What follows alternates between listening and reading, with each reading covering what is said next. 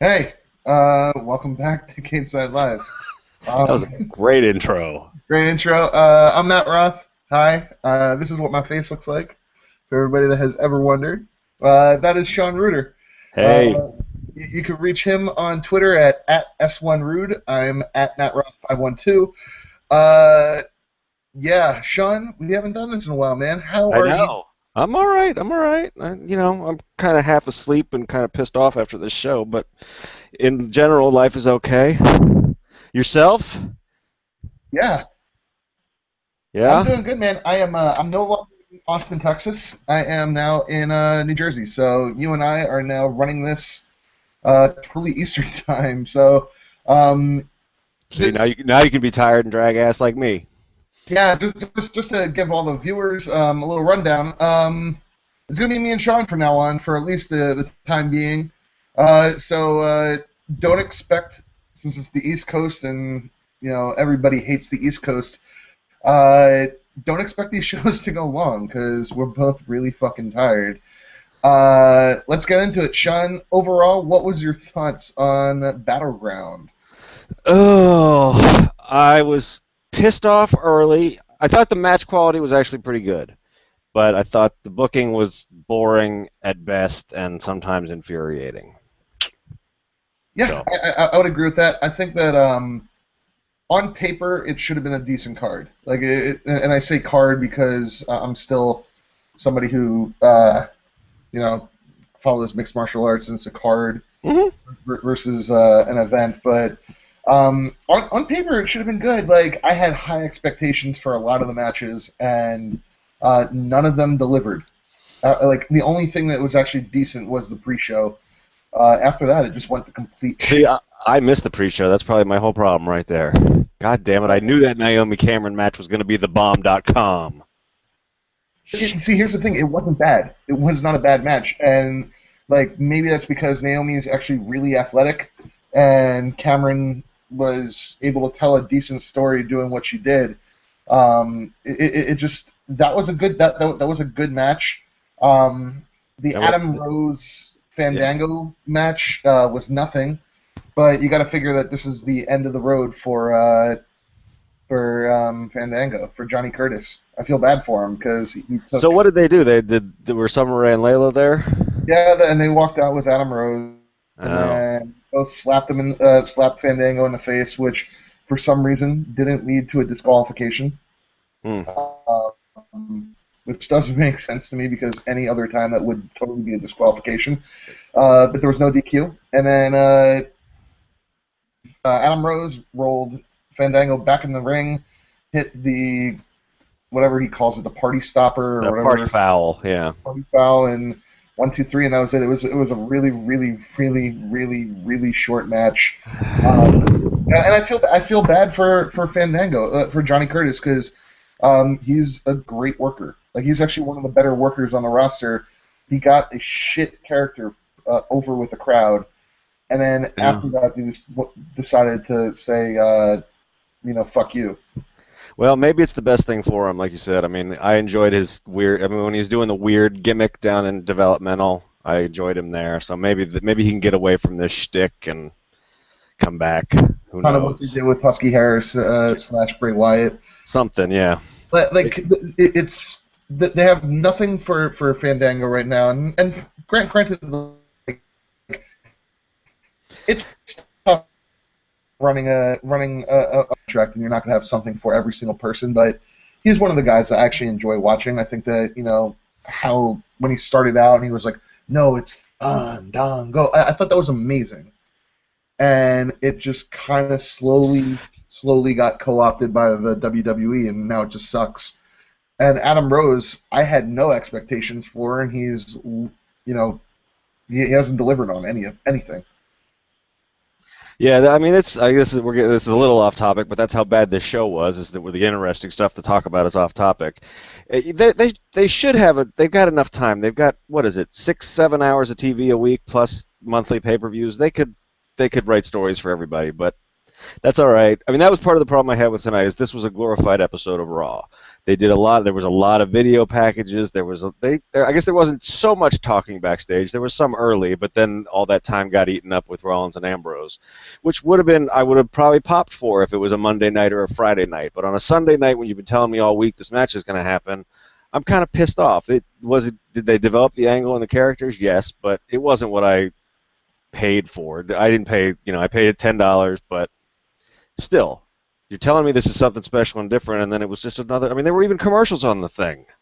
There were a lot of commercials. I mean, like, granted, you have to pay the bills and you're gonna have like sponsors and whatever, but come the fuck on. Like, and I get that you also need to say, oh, hey, this is our next event, but you don't have to do it right at the beginning of the card. Like, do it towards the end. Like, hey, just as a reminder, SummerSlam's coming up. Yeah. And just everything about it, I thought was terrible. The show opened with the Usos Wyatt match, and that was awesome. I thought. Yeah, like I said, that was a great match, but I think it was the wrong call. I'm tired of the Usos. I don't know where their story goes. There's nobody else for them to feud with, because unless they're going to turn the Dust Brothers heel, who are we going to get more of the Wyatt? I mean, they have great matches together. They got good chemistry. So, but nobody's excited about seeing more Wyatt's Usos, are they? I think that's the thing, is that like Wyatt's and Usos have really, really good chemistry, and at a certain point, you're just going to say, hey, you know what? A match is a really good match. Like, how many times did they do Flair versus Steamboat? Like, it's a good match. You can bring that anywhere. You know, like in the indies, on the indie scene, like you can bring it, or you could have brought CM Punk and Colt Cabana anywhere, and it was just, and it was always a good match. And I think that that's kind of what how they look at it, but at a certain point, the title has to change hands. You know, and it's yeah. If they constantly feud over the title, the Usos win one, then the Wyatts have the title for a little bit, and then they get it back. Like, that's fine. As a fan, I want to see the titles change at least a little bit, so that it's believable that one person's better than the other. And it didn't happen. It's not happening. It's been one-sided. The Usos win, except when it's non-title or one-on-one. But that's WWE booking. They're not fooling anybody with that. And there's not a whole lot of story here. I mean, they were the extras for the Cena Wyatt program. I mean, the Wyatts in general. I understand. I'm not going to freak out and say that Bray was buried tonight, not to jump around. But goddamn, he needs a win. I would have booked him to win tonight. Maybe lose at SummerSlam and then win the blow-off at Night of Champions. I didn't think I was surprised they went with Jericho pinning him clean tonight. I don't want to jump around. But, Okay. We'll get to that because I have a lot of thoughts on that. Bray Wyatt and Chris Jericho match. That was shit. That was not good. All right, so Usos Wyatts was good match. Wrong outcome, we agree. Wrong outcome, but it was good. AJ Lee versus Paige. I didn't get it. Ugh. This was my most disappointing match of the night. This is, like I said, the first match. I thought the first match was great with the wrong ending. This one I had high hopes for, and it kind of missed the mark on all of them. It wasn't terrible, but it was a generic 5 to 7 minute Divas match. I don't think these guys have very good chemistry together. AJ's not a great worker. She's a storyteller. I defend her. I'm a fan of hers, but Paige isn't ready to carry her yet, apparently. There were some botches. I don't understand why they're pulling. I mean, everybody wants to see one of them turn. And they're not getting any heat with this code of honor bullshit. And Paige going like, "Come on, AJ!" like cheering her. I didn't get it. I didn't understand it. Maybe it's because I missed the past 2 weeks of Raw. That's just. I wouldn't say you've missed them, Matt. That's an Office Space joke, everybody. Yeah, I basically I've been moving and getting stuff. You haven't missed much. I actually watched pro wrestling. This is like the first wrestling I've watched, and welcome back. Yeah, it's just come on, like AJ's not a good worker, but the way that she could sell stuff because she's so tiny, it's really. Paige is a good worker with the correct person. I heard somebody. I think people were talking about it in the comments of the live blog on Cageside tonight. I think there's a rumor going around that Paige is like having some anxiety issues about working on the big stage. I don't know if anybody else has heard that or if that's. I mean, if there's any truth to that, it kind of explains some things because she's like a different worker than she was in NXT. I mean, like when they brought her up, was she working at like dark matches and stuff, or was it I basically? think so. I mean, I think she had been on her and Emma had been on the road the same way they're kind of doing Neville and Zayn now. So I don't know if it's just the camera. I mean, but she'd been on TV. She'd done one live special with NXT. I don't know. Something's not clicking with her though, and they're not helping her out with this frenemy angle. No, like and like they've completely killed the anti diva character that she had, which granted not a great character, but it's just I don't know what they're doing. I have no idea what their plan is with the divas, and it's weird because we got two divas matches tonight. They're actually building a decent storyline with Brie and Nikki Bella and like with the divas division, but they're not telling a story, if that makes sense. Like they're building Yeah. a story, but they're not telling any stories. It was Yeah. it was disappointing, man. And they're telling like this story they're telling without really developing the characters or so. I don't know. I mean, it missed the mark for me in every way. Like I said, I didn't think it was terrible, but I was just so. I mean, I just sat here with like my jaw dropped. This was not what I was hoping for, or what the women in WWE divas, whatever they want to call them. This was not what they needed. This isn't going to change any Kevin Dunn opinions in the back. Yeah, I mean, and the problem is that uh, this Kevin Dumb. I said dumb, but whatever. Yeah, so we should call him Kevin Dumb. That should be a new thing. Yeah, like he's obviously he's obviously an asshole, but his job is the guy who's in the production truck, and so if he's not seeing a crowd reaction, and when I say his job's in the production truck, that means that he's the one who's fixing the mics in the audience, and maybe there's some truth to what he's saying about Paige and Adam Rose, where the crowd's just not reacting, and you need to kick up the mic levels a little bit too much.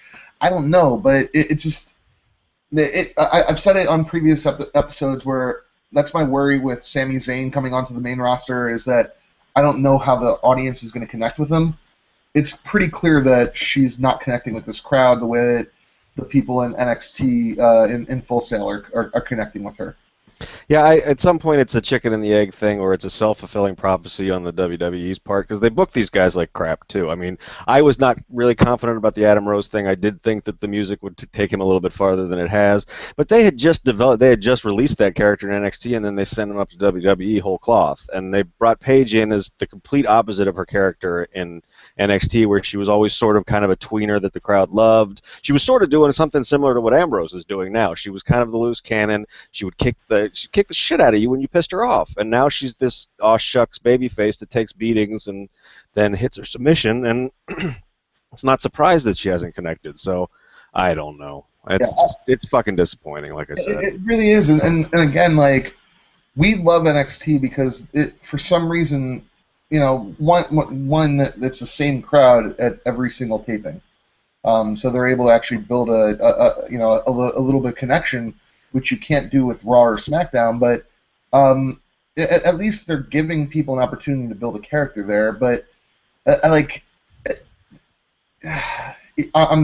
why I've always been really apprehensive about bringing Neville up to the main roster or Sami Zayn. They could put on great matches, but great matches don't necessarily get you over. You need a character. Right. And you're not going to get the time that they're used to getting in NXT, at least right out of the gate in WWE. Only the Shield did. And even the Shield made their bones on run-ins and stuff and cool spot, and looking badass and doing a few cool spots, which isn't something that anybody else is going to have the luxury of. Right, and the Wyatts got over because Bray is actually a decent talker. Yeah, and that's the gimmick they brought up mostly untouched. I mean, even the Shield, those guys were completely different characters down there. The Wyatts they brought in kind of, they were still the Wyatts. And like you said, Bray's charisma just jumps off the screen, so it's hard to kill that, even though they're kind of trying now. But I don't want to jump ahead again. Right. But I mean, we only have one more match to talk about, which is Rusev Jack Swagger. Uh, I didn't think it was that bad of a match. But I can't believe that they referenced the fucking airline thing. I know she didn't come out and say it, but they She, just, but she kind of did. I mean, yeah. it would be like if they had like an Israeli character and Yeah. like I don't Well, it know. would be like what the fuck was his name? Muhammad Hussein or whatever, the guy that they had like kidnap people on SmackDown. They can't get out of their own way. But like, thank God they got rid of Jinder Mahal because they would Yeah. fucking be running with that and like, oh well, fucking bombs and rockets. That's why. Ugh. That's why I think they're holding back Sami Zayn because that's why. 'Cause they don't. Because he's got a Syrian connection. Oh my God! Like, come on! Like, Lana's a really good talker. Rusev is a decent hoss. Jack Swagger, I know that everybody hates him because he's really fucking unsafe, but he's not terrible. Like, he He's a wasn't good terrible. he's a good worker. I mean, I kind of enjoy Swagger's matches because I'm always legitimately wondering if he's gonna fucking hurt somebody. And then I don't mean that like I'm rooting for an injury, but he works really stiff. There's a reason why guys get injured working him, and that is, as somebody, if you watch boxing and MMA and stuff, I mean, that does make it more realistic. He's not showing any light in between his moves. When it looks like he's, knocking the shit out of somebody, it's because he is. Yeah, I mean, and you know what? Maybe there was that rumor I read on the dirt screens on Cageside seats that that's part of the what the people in WWE are talking about is saying work a little bit more snug. Yeah, You know, exactly. if that's the case, then you can't really blame the guy. The one thing which was really noticeable to me, and maybe it's because Rusev actually understands psychology. Rusev, after taking that the what's called the heel hook, the ankle lock, Patriot lock, whatever you want to call it, Yep. when he put on the camel clutch, he kept limping, Yep. and if I would laugh so hard if that was actually not That wasn't just him being, commitment to selling it. Yeah. and he actually did get hurt because that would be the most amazing Zack Swagger thing in the world. Yeah. Swagger, Yeah. you know what? Like the one other thing which I don't know if you and Gino ever talked about when I was traveling across the country was the the fact is that somehow the xenophobic characters of Jack Swagger and Dutch Mantel have become faces. Oh yeah. And Yeah. that's incredible to me. It bothered Gino a lot more than it did me. I thought that this was like a really cartoony angle that I didn't, and that's part of why. And I'm already getting some shit in the thread about being oversensitive about the Malaysian Airlines reference, but it's WWE's track record, and this was a real broad strokes comedic, like Boris and Natasha kind of a feud. And that's why I didn't freak out about the fact that the Tea Party guys were suddenly baby faces. But then if you want to go in and bring in 300 people getting killed as part of the joke, then I'm not going to defend it as cartoony anymore. So, No, especially when the WWE's track record with tragedies is actually pretty sensitive to them. mhm, usually, yeah. Like obviously the big one that everybody remembers and they have to be sensitive to it, and it was the day after 9/11, when they had that incredible moment in the beginning of the show. But Yeah, like, they were still the first live show after that. I mean, the first live sporting event that happened after 9/11. yeah, So, and the way that they reacted to it was incredible. You would think that this isn't 9/11, or that it's not something where you have to react and say like, "Fuck you, terrorists, we're still here," but you'd think that there would be a little bit more intelligence with how to actually discuss something like a tragedy. Where it adds zero to the angle. It's still this. I mean, the audience isn't looking for that to be brought into this. It's big foreign bad guy, and you've got big American good guy, and we just want to see them beat the crap out of each other. yeah, like me, I personally I want to see America win. That like Yeah. That's the entire angle, and that's why I was kind of pissed that there was. And obviously, they're not gonna they're not gonna stop the Rusev push right now. But that's why I was pissed with the way that the Big E angle worked out, is because I was hoping that there would be a payoff where the American wins, and eventually there has to be.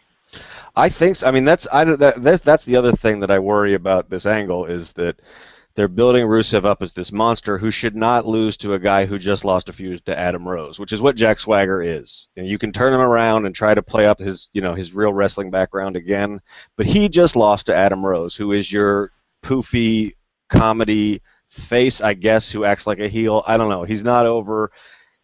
I don't know. They can't.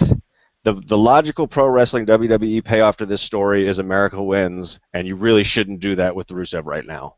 You're pissing away his future marketability if he loses to Jack Swagger at any point in the next 6 months. And that's the thing, is that it needs to, and like there needs to be a Rusev loses. Like it needs to happen. You can't have another Bill Goldberg. Yeah.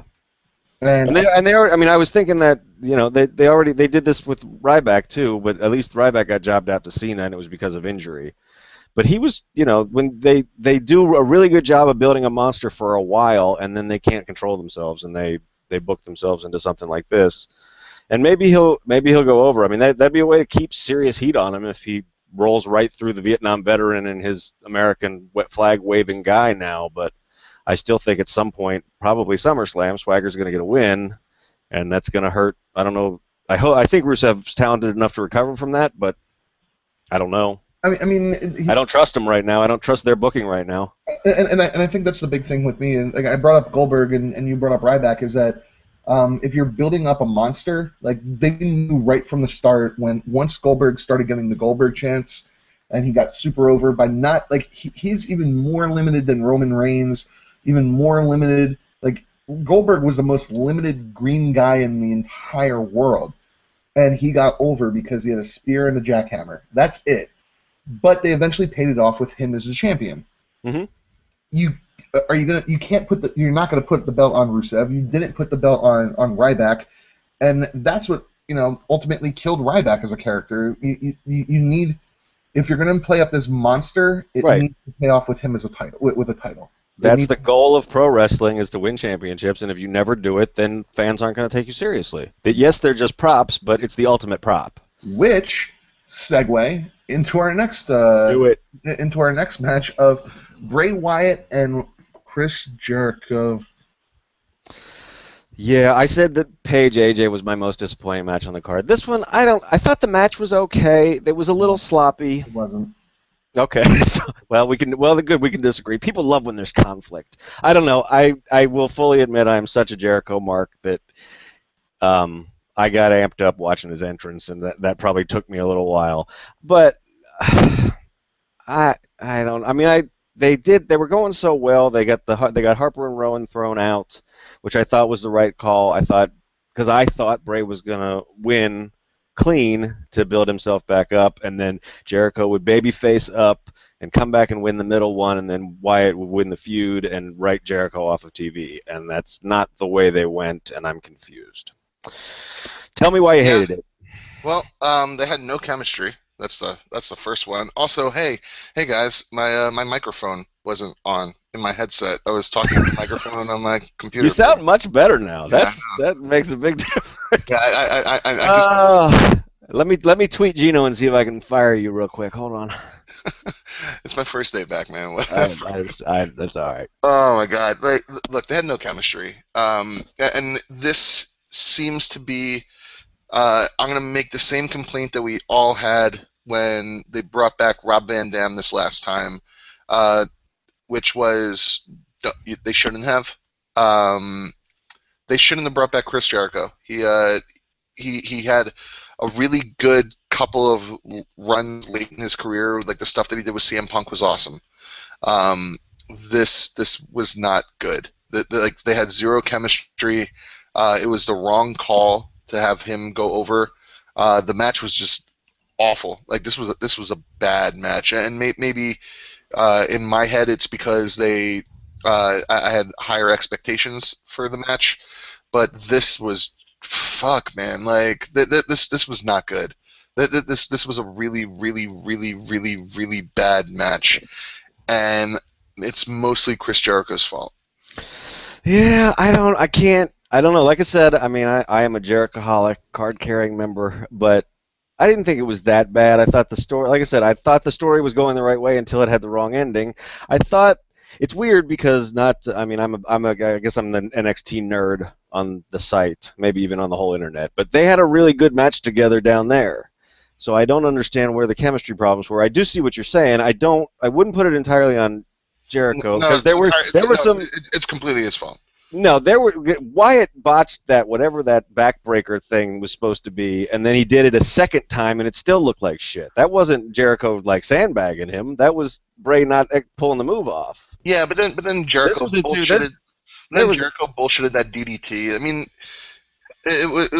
this was not a good. They had zero chemistry tonight, and this kind of goes into what we were talking about before with the monster needs to get wins. And when's the last time Bray Wyatt's won? Yeah, he didn't. He won one of those Cena matches, but it was bullshit, right? Because of the little kid that came out. Yeah, it was. Oh yeah, it was the world's worst cage match. God, I blocked that out. Oh God, that was horrible. Yeah, yeah. They're lucky that he's a singular talent because he is keeping himself over by fucking force of will at this point. People, he when he talks and when he does the entrance, people fucking are in rapture, and that's the only reason that he's not Ryback right now. And it's entirely WWE Creative's fault. That's Yes. That's 100% their fault that they couldn't let him get a win or two over John Cena, and I know that Gino was a proponent of saying that the good guy always needs to win in the end, but he can win in the end. He doesn't need to win the first two. Right. You don't need to have him losing to a part-timer in Chris Jericho, where I mean, maybe the plan is for him to get the win back at SummerSlam, but after tonight's match, I don't want to see that match. I don't want to see the SummerSlam match. Yeah, I guess. I mean, it seems like folks in the comments are agreeing with you more than they're agreeing with me. I didn't hate it as much, but I'm probably blinded by it. I hope that they can do better because they have to do it again. They cannot leave this. They can't abort the feud and have it end with the 44-year-old, however old Jericho is now, going over this guy clean as a sheet with no interference or no. I mean, they can't. They have to. Wyatt has to beat him to get his heat back. And I believe he will, because that's Jericho's whole modus operandi now, is he comes back and puts over young guys. He fucking put over Fandango, who we just saw got written off on the pre-show tonight. So he's got to get that win back, and hopefully with a month they can put something better together. Because, I mean, this was shit. I mean, and I totally forgot about the whole Seth Rollins, Dean Ambrose match that never happened. And, Yep. Like I said at the Open, if this was Raw, that's fine. Do that. But this isn't Raw, and I understand there were some people doing the math in the thread about, you pay $10 a month and you get all this stuff. That's great. I'm not canceling my network subscription over this. But if you hype me up all week and you tell me I'm going to get some stuff, and then you give me this, which is the same fucking thing I'm going to have to sit through tomorrow night. I'm not going to get a 2 out of 3 falls match out of the Usos, but other than that, I bet tomorrow night I get a tag team that was made up of the people in the Fatal 4-Way, and I get some Wyatt Jericho interaction. I bet I get more AJ Paige, and then I'll probably get Brock Lesnar. So tomorrow night will probably be better than tonight. Yeah, and I mean, my big beef is that I'm paying for the WWE Network, so this costs me $10 a month. I am too. And what about the people that paid for this on pay-per-view? $60. Like, that's my big issue, is that you didn't and it's the same thing that my complaint. Obviously my first love is MMA, not wrestling, and it's the same complaint I always have with the UFC. It's okay for the stuff on Fox Sports 1 and on Fight Pass to not feel like a big event. Right. Like, that's totally fine. Like, those are your smaller shows to just remind people that, hey, the UFC's still here. But your pay-per-views, those are the ones which need to feel special. Yep. Like, those are the ones that you need to say, hey, you know what? We have really good cards throughout the year. which we're going to provide you for free or for a really nominal fee. But guess what? When we come on pay-per-view and when we have a big event monthly, you're going to want to buy it for $60. And that's my big beef, is that the WWE tonight didn't deliver on that, and they have the ability to actually do that every single month. The UFC, you're going to get a stinker because injuries, right. And you can't script the outcome, and you can't script the outcomes right. of if Ronda Rousey wins in 10 seconds. Yeah, it's fun and whatever, but you got a 10-second main event. Like the WWE can legitimately build a great pay-per-view every single month and make everything a 5-star match. If they not 5-star, but you know what I mean, like everything. Yeah, they can make everything an entertaining match. Right, and they didn't deliver tonight, and that's my big beef, is that they could have, they should have, and they didn't for whatever reason that they did. And like you said, I mean, to get back to your original question, is what if I would have paid $59.95 for this? And there's a Doink the Brawler in the thread is saying, what about those of us in the U.S. that had to pay that aren't in the U.S. who had to pay full price? If I was y'all, I would not buy another one. I wouldn't. I mean, and it seemed like, I'm assuming that if you were on a pay-per-view carrier tonight, I guess you were still getting the WWE Network commercials. So they were thinking that this is a sales pitch to get people to sign up. This wouldn't convince me. This show wouldn't. Some of the commercials they ran might, but this show wouldn't. And here's the other thing.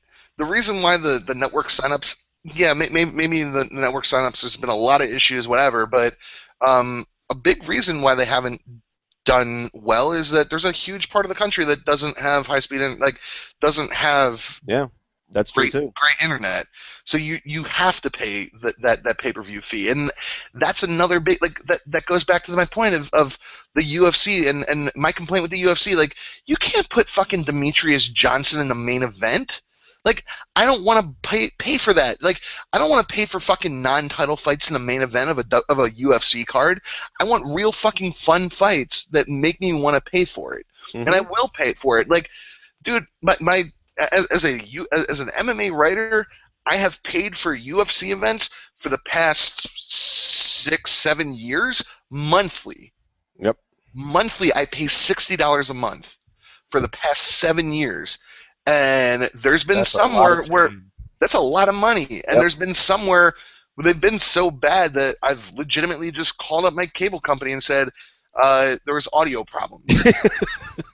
We've all done that. I think I like that move. I'm not going to officially endorse it, Cagesiders, but think about it. Consider it if you paid $60 tonight. Yeah, consider that there was audio problems. I don't know. That bothered me. The next match, I think, kind of brought me back down. Brought me back up a little bit, which was the Battle Royal. I thought that was really good. It for a Battle Royal was good. We got the Kofi Kingston big spots like we always do, which that was awesome. Like the Kofi Kingston, Cesaro, Dolph Ziggler, Big E, Langston, just give me like a whole match of just them doing crazy shit. Yeah, and I'll be on board with it. The Kofi Cesaro stuff tonight was like better than some feuds they've run in a while. Like everything, the first, I thought the first spot was going to be at the one that ended with Cesaro holding on by Kofi's dreads. I thought, oh, that's Kofi's big spot tonight. And then they did the stuff, the chicken fight and the deadlift superplex off of Big E's shoulders, which didn't go completely smooth, but it still looked awesome. And it's ridiculous feat of strength.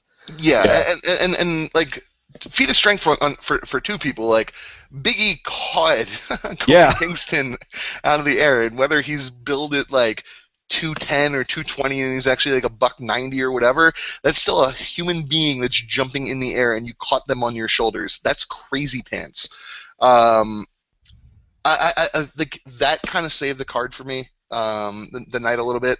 I tweeted this, but they eventually have to give Kofi some sort of a rub with a major title, because you can't just have him be the spot guy in a battle royal and think that like that shit's even. Like he is the one who's making your battle royals extremely entertaining.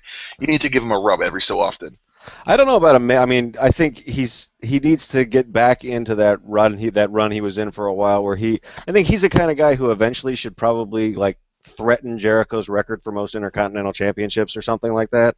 I don't think he's a main event guy. I think what they have to do to give him a rub, to give him the brass ring or the gold watch, whatever his career achievement thing should be, is he needs to win one of these matches. Like, probably not the Rumble, but one of these matches, maybe a Money in the Bank briefcase, something, one of these matches that he has been such a key part of for the last 5 or 6 years now, because you can always count on the crazy Kofi spot. He needs to win one of these, and I think the crowd would go apeshit for it, especially if they designed a really cool spot in that match and then he ended up winning it. People would I mean, that would be huge for his career and for audience reaction if you do it in front of the right crowd. So I think that's the rub he needs to get at some point, no doubt. Yeah. I mean, obviously he's not a main event guy. I would like to see him and Big E become a tag team. I don't know if it seems like they're leaning that way, because they were the shows that you missed the last couple of weeks. They were both running in to save each other in Cesaro matches, or after they beat Cesaro. Cesaro's getting booked really weird right now too, but I'm trying not to freak out about it yet. Yeah, I don't get.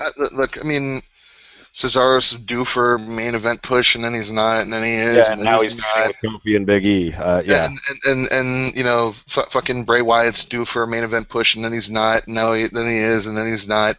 I don't get it. I don't get a lot of what they're doing. You know, like, does heel Kofi and Big E work if they feud with the Usos? That could be kind of cool. Like, I've been wanting to see heel Kofi ever since he had the feud with Randy Orton, the one that he got de-pushed for because he botched that move or whatever. But when he was sort of showing fire in that feud, Orton was the heel, but I liked the streaks of viciousness from Kofi. I think he could be a cool heel. I think that might be that might be good for both of them. I hope they are a team, and I wouldn't mind seeing them as a heel. And you know, like, Big E kind of tweeted about it and made a joke about it, but on Twitter, but. The Nation of Domination, do it. Like, look, R-Truth and Xavier Woods, those guys are lost causes at this point. But if you did, like, the first round of DX when it was, let's say, Triple H, Shawn Michaels, and Chyna, but let's say it's Big E, Kofi, and Mark Henry, that would be awesome. But make them a Black Power kind of heel group. I would buy into that. Like, I want to see a heel Kofi Kingston. I want to see Big E Langston get to show his personality, because he's a great, funny guy. Yeah, I'm not as excited about a Nation comeback as some people, just because WWE's race politics scare the shit out of me. But they're not doing anything else, like you said, and it could be a good thing. I mean, Mark Henry's not doing anything. Let him come back and manage those two guys. Those two guys need a mouthpiece, and Mark Henry can talk. Yeah, and like he can be the what's called the Rick Rude. Yeah, you know, absolutely. Like, and he doesn't have to work a match, or he can work a match every so often. Like, they have so much potential with these guys, and I think that's what really bothers me, is that they have a lot of potential with Kofi Kingston. They have a lot of potential with Big E Langston, and they're just saying, like, we don't see anything, and that doesn't make sense to me. Yep.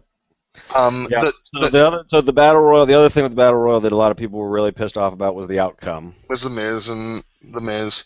What do you think? Look, I get it. I've always been somebody who never thought that the Miz was as bad as everybody else. He's decent on the mic. He's not terrible in the ring, and he's the guy that the WWE, and I've said it over and over and over again, he's the guy that the WWE can count on to go on radio, go to Make-A-Wish, travel around the world, and do PR for him. And it helps out when you can say on the radio, hey, we're speaking with Intercontinental Champion Mike Mizanin, The Miz, versus some guy named The Miz. Yeah. Who thinks he's awesome. He's, you know, if John Cena's a company man, The Miz is right below him. Oh, absolutely. And he gets interviews that other people won't get, because his background story is interesting, that he was a reality star. It's the same reason that real wrestling fans hate him, is the reason that he'll get interviews from mainstream media outlets. And here's the thing, he's a good interview. Oh yeah. Like he's a good interview. I'm liking his new character that thinks he's a movie star. Mm-hmm. I think that's a cool character you can run with. If I want to see a payoff eventually, the stuff that he did with Sheamus, I did get to watch the main event match because I had the WWE Network running on my PS3 all day. The match that he had on main event with Sheamus wasn't bad. Yeah, like I think he and Sheamus have good chemistry together. I think. And Miz to me is he's very much in the same, part of the WWE universe or the roster, whatever you want to call it, as Kofi is. He's a great mid-card heel. When you try to make him more than that, you get in trouble. But I'm digging the new character. It fits in. I think he should change his theme music. I think Gino's written about that. I agree with that 100%. It's weird to come out with the full Hollywood entrance. He should get some more Hollywood music, not his '90s new rock music or whatever he's got now. But I didn't hate this ending because I think the crowd kind of sucked tonight, which we haven't talked about. They were kind of dead most of the night. But I think if you had done this ending like in New York or Chicago or even Philly or somewhere like that, where you teased the Ziggler win and people would have gone crazy with the joy for that, even though Miz is coming up, it doesn't have to be a surprise to get the reaction. Yeah, you could still. I think a hot crowd would have gone nuclear when Miz healed it up at the end, and this crowd was just like, they weren't that excited when Ziggler won, so they weren't that pissed when Miz came in. Yeah, and something that we do need to talk about, and thank you, 14 Fitzpatrick, putting in the thread, that sunset monkey flip, whatever you want to call it, that Ziggler did when Sheamus was running to the ropes, that was terrifying. That was one of the worst botches I've ever seen. Yeah, there were botches all over this card tonight. It wasn't just in one match. No, it was not good. It was that was one of the and here's the thing, guys that don't normally botch were botching the shit out of stuff. Yeah. Which that also was kind of weird. I guess it's time to talk about the main event.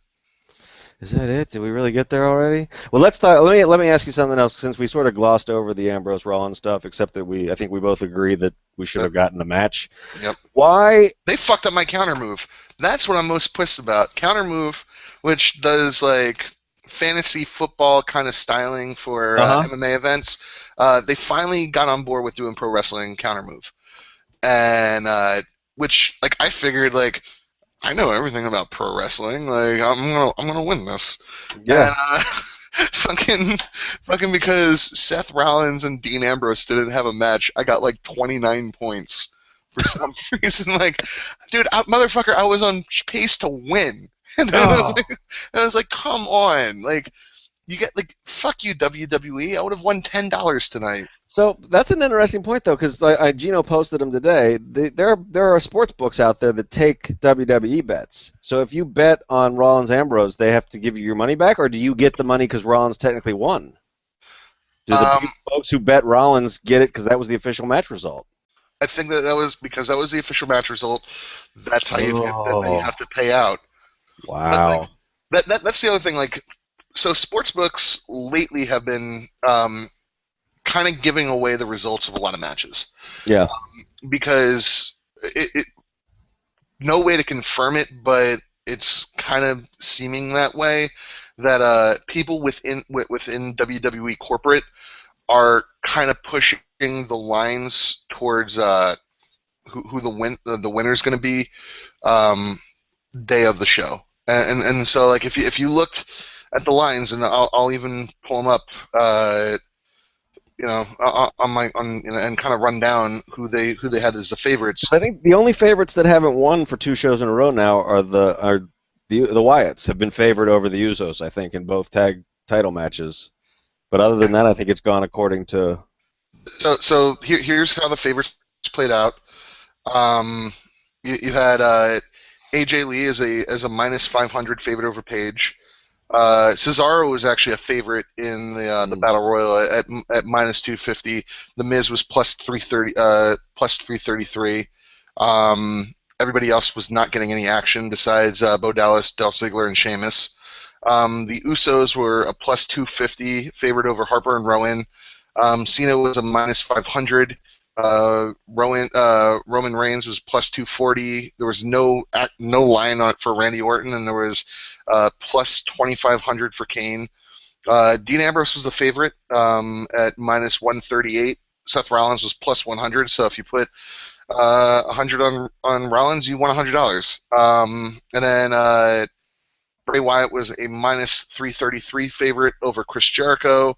And then Rusev was the favorite at minus 500, and Naomi was the favorite, and she lost to Cameron. So for the most part, you could just look at those lines and you could say, here's how the matches are going to play out. And yeah, it seems like they missed on a few, but I think, yeah, I mean, I don't know. I don't know. I don't know if that's WWE affecting the lines or if that's just obvious booking is obvious in some of those cases. I don't know. I mean, because the ones that that Vegas had wrong are the ones that shocked me too. I expected the Wyatts to win tonight. I expected Bray to win tonight. The Battle Royal's kind of a crapshoot, but I did pick Cesaro, so that was who they had too. I don't know. I mean, the one thing which kind of bothered me, and this is Rollins Ambrose related, is when they did the Rollins walking out of the parking lot. And that's what I was going to bring up. Yeah, Ambrose jumps out of the car, and was stupid. I didn't. I mean, it's a fun spot. I mean, it plays into Ambrose's character, but why is Seth leaving if he's Plan B with the briefcase? And why would Triple H let him leave? And they've brought in fake cops to have people arrested and handcuffed before. Why do they not do that with Ambrose at any point tonight if they really want him out of there? If he's going to ruin the pay-per-view, it didn't stand up to logic at all. Which is, again, I'll overlook it on a Raw or a SmackDown, but this is where angles are supposed to, like, if not pay off, really advance. And this was treading water for this angle tonight. It was some cool stuff that built character a little bit for both guys, but it didn't do anything new with their characters. It just reinforced that Rollins is an overconfident badass who isn't afraid to cheat or hide behind daddy, and that Ambrose is a fucking lunatic. But we already knew all that coming in. And one thing that John Snowden, if anybody follows him, he's a writer for Bleacher Report. He's written books on pro wrestling. He actually knows what he's talking about with wrestling. He brought up the fact that Rollins' way of escaping Ambrose was climbing up a wall like Spider-Man, which didn't make sense. Like, that didn't make sense at all. Rollins left his briefcase, the Money in the Bank briefcase at the arena, as well as his suitcase in the parking lot. So that's going to be embarrassing when he has to go back to get his stuff. Yeah, and or maybe Ambrose has the briefcase now. We don't know, and some cool scuba gear. Because Seth was just going to go check into the hotel in his ring gear, so maybe that's all he wears. Yeah. Maybe he just has like 6 pairs of that like plastic skin tight stuff, and he's Snake Plissken, man. He needs an eye patch, but yeah, he's almost there. They obviously really need to work on a reason to give him an eye patch. Like, just go, just not even pretend that you're doing anything but saying that he's Snake Plissken. Absolutely. Final thing, main event. Let's go. I think I didn't hate it as much as some people did. I can't get outraged about a Cena win anymore. This went exactly as I thought it would. Cena pin Kane. I still like the way I'm higher on Roman Reigns than a lot of Smarks internet wrestling fans. He was the one guy that got the crowd to wake up tonight. They got loud for him doing his spots, and yeah, he still needs to be protected, and I think they're right to not put the belt on him yet, but I think they are probably right to be building towards putting the belt on him next WrestleMania, because I dig the dude. I marked for the apron drop kick and all that stuff, so I thought they set him up well tonight. They let him get some work with the crowd. It was a fatal 4-way. They're never technical masterpieces, but I mean, yeah. Here's the thing. We knew that Cena was going to win because they're not going to kill Roman Reigns with Brock Lesnar at SummerSlam. We knew that. Like, so that I have no problem with Cena winning because we know that Cena is going to get the shit kicked out of him at SummerSlam. Hopefully. We hope, yeah. Hope. The big problem that I have is that I'm not with you. I'm the guy who was high on Roman Reigns when everybody was not. Right. And I think that he's a very, very, very limited worker. And not that guy doesn't succeed in the WWE because Hulk Hogan became Hulk Hogan by being awful. Mm-hmm. You know, at least in the WWE, he was awful. Apparently, in Japan, he was doing like enziguris Right. I've seen and crazy shit in Japan. But the WWE was, hey, you're the big boot leg drop guy. And that's my fear with Roman Reigns, is that he can have a good match with John Cena, because John Cena, despite everybody's hatred, can have a good match with pretty much everybody on the roster. when he wants to, yes. When he wants to, he can have a good match with everybody on the roster. Randy Orton, I think he's incredibly boring, but he's a good hand. And Kane, while he's not a great wrestler, he's not awful. But if you put... He's pretty awful. At this point in his career, he is, to me. Yeah, I mean, he's not great. But I don't...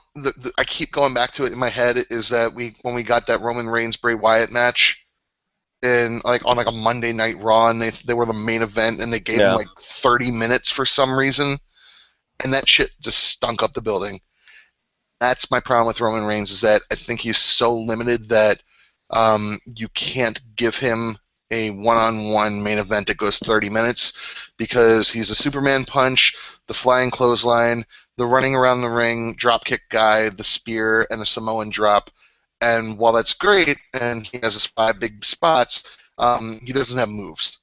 And I think that that's my big problem with him as the face of the WWE, is he can't work an extended match. He's Bill Goldberg.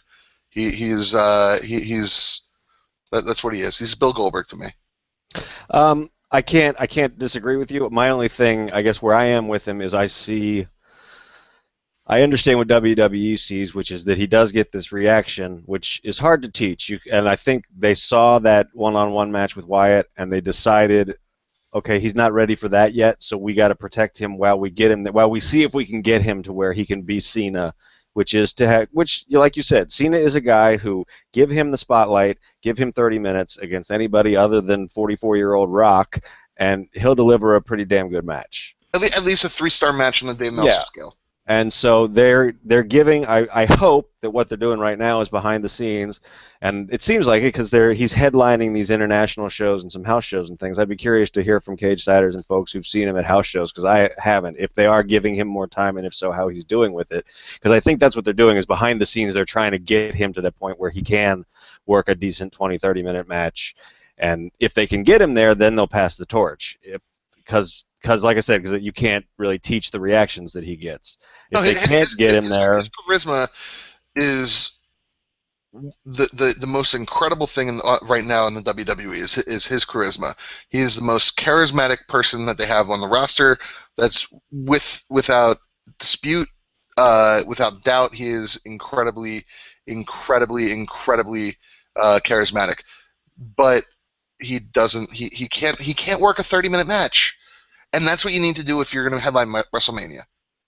Yeah, you're right. Like I said, I'm not. That's why I'm saying right now. I think it's smart of them to sort of hide him in these multi-man matches. There was some rumors going around, and even I think there were some calls from some people saying, do something exciting and put the belt on Reigns. And I'm really glad that they didn't do that. As bored as I am with more Cena wins, LOL. If the alternative was to rush Reigns into that spot, I'm glad they didn't. Right. I mean, because Reigns, he's not ready for it. Yeah. And and it goes back to Rollins is clearly the best worker out of the Shield. Mm-hmm. If you're talking about a guy who can work that 30-minute, 45-minute WrestleMania main event, that's the person. That's clearly the guy. Yeah. And Roman Reigns, he's the guy that has the charisma that you cannot teach. For some reason, when he does this and then pushes the ground, like panties drop, and people get like super excited, because he just has that quality. When that dude yells, you believe it. He's a terrifying human being. Mm-hmm. But I mean, fuck, like he's not a wrestler. He's the Tar Heel brings it up in the comment thread. He for a power guy, like he's a power guy. He has no power moves. He has no power moves. He had a triple power bomb, which means that like he's not even doing the work. Yeah, because I always assumed that he was the power guy and he was the big man of the Shield, but he's really not that big. He just looked big. I mean, yeah. They can change that up. I don't know. I mean, like I said, I can't defend him as being like in even Ambrose's class as a guy who can put a match on. But I understand. I understand their optimism, and I still share it. We'll see. I mean, we'll find out in a year or so whether either they'll never crown him, which will mean that they decided he couldn't do it, or they'll crown him and he'll flop, or they'll crown him and people will love him even though he's Hogan with 3 moves of doom, and we'll all LOL Roman Reigns for 10 years and bitch and moan about it. I'm not ready to shut the door on him yet. Is mostly all I'm saying.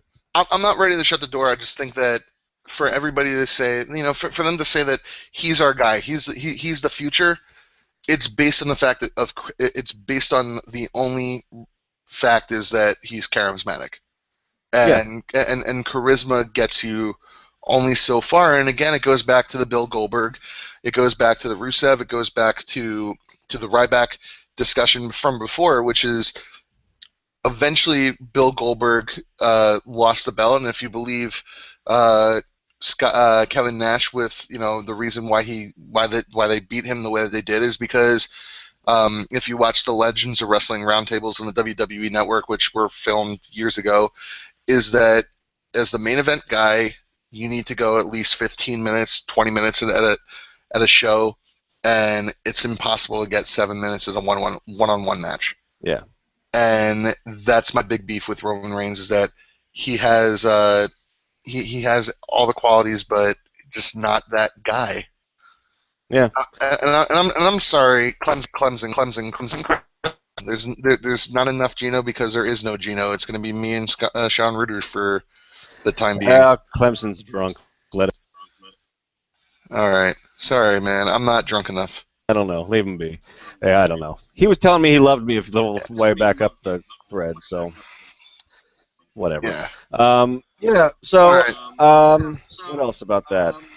I don't know. It was what it was. I mean, look, this wasn't a good show, and I'm complaining about having to watch it and pay and how what I said before. But imagine if you paid to go to that. Yeah, I mean that's true. I mean I dogged the crowd a little bit, but they didn't. It's another chicken and the egg thing. Like they never really.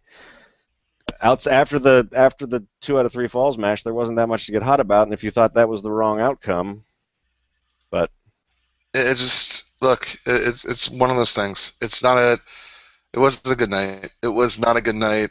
Hopefully tomorrow night on Raw is better.